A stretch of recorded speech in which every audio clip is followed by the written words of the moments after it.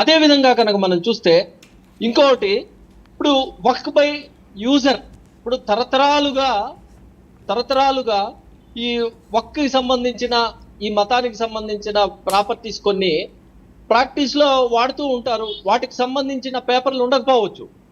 ఇప్పుడు 1000 సంవత్సరాల క్రితం, 1500 సంవత్సరాల క్రితం కనుక మనం చూసేటట్టయితే ఈ పేపర్లు, ఈ రిజిస్ట్రేషన్లు ఇవన్నీ లేవు కదా, ఈ వాడుతూ ఉంటారు. సరే, ఒక నిమిషం మీరే మాట్లాడండి బషీర్ గారు. 1000 సంవత్సరాల క్రితం, 1500 సంవత్సరాల క్రితం ఎక్కడి నుంచి వచ్చారండి మీరు? 1000 సంవత్సరాల క్రితం, 1500 సంవత్సరాల క్రితం మీరు ఎక్కడి నుంచి వచ్చారు?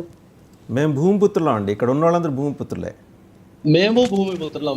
మేము మీరు ఎక్కడి నుంచి వచ్చారని అడుగుతున్నా. అంటే మీరు క్లెయిమ్ చేస్తున్న వక్ఫ్ ల్యాండ్స్ మీకు ఎవరు దానం ఇచ్చారు? ఏ ఔరంగజేబో, ఏ షాజహానో, లేక ఏ అక్బరో, ఏ బాబరో, ఏ హుమయూనో మీకు ఇచ్చుంటారు. అక్కడి నుంచి మీకు ట్రాన్స్ఫర్ అవుతూ వచ్చింది. వాళ్ళు ఎక్కడి నుంచి వచ్చారని అడుగుతున్నా.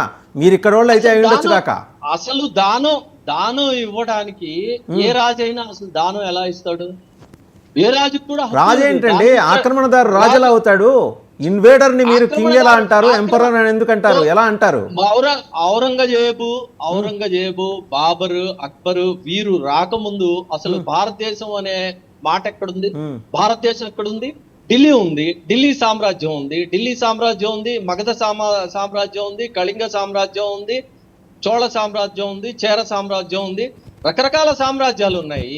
అంతేగాని అసలు భారతదేశం అనే భావన ఎక్కడుంది? భారతదేశం అనే భావన ఎప్పుడు? సో అందువల్ల వాళ్ళు చేసింది కరెక్ట్ అంటారు. వాళ్ళు చేసిన దాడులు, దురాక్రమణలు కరెక్ట్ అంటారు. అందువల్ల దురాక్రమణ అంటే ఆల్రెడీ ఒక దేశం కనుక ఉంటే దానికి మీరే అన్నారు మగధ సామ్రాజ్యం, చోళ సామ్రాజ్యం ఇవన్నీ సామ్రాజ్యాలే కదా, అది దేశాలే కదా. నాడు చరిత్రలో చూసుకుంటే గనక దేశాలకు మధ్య యుద్ధం జరగడం అనేది సర్వసామాన్యంగా జరిగేది. అశోకుడు ఎవరి మీద ఏం మాట్లాడతారండి? ఈయన అడ్వకేట్ ఎట్లా నాకు అర్థం కాదు. నీకు అర్థం ఏం మాట్లాడతావు? భరత వర్ష అని మాట్లాడతారు. బుద్ధుందా నీకు తెలియదు? ఎందుకు మాట్లాడతావో నాకు అర్థం కాదు. నీ గురించి నువ్వు చెప్పుకో, మా గురించి చెప్తే మక్కలేరు కదంతా చెప్తున్నా. భరత వంశే, భరత ఖండే అని చెప్పేసి మేము మంత్రాల్లో, వేదాల్లో, శాస్త్రాలు ఉన్నాయి.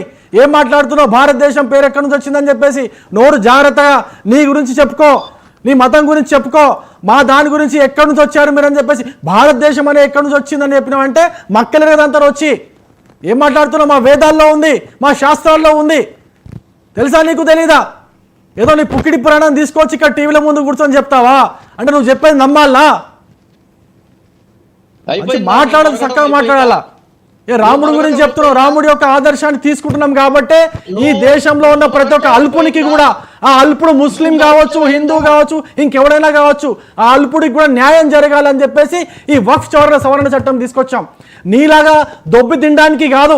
వక్ఫ్ పేరుతో 5,000 రూపాయలు వచ్చే కిరాయిని 500 రూపాయలకి ఇచ్చి, 5 లక్షలు వచ్చే కిరాయిని 5,000 రూపాయలు ఇచ్చి, మిగతా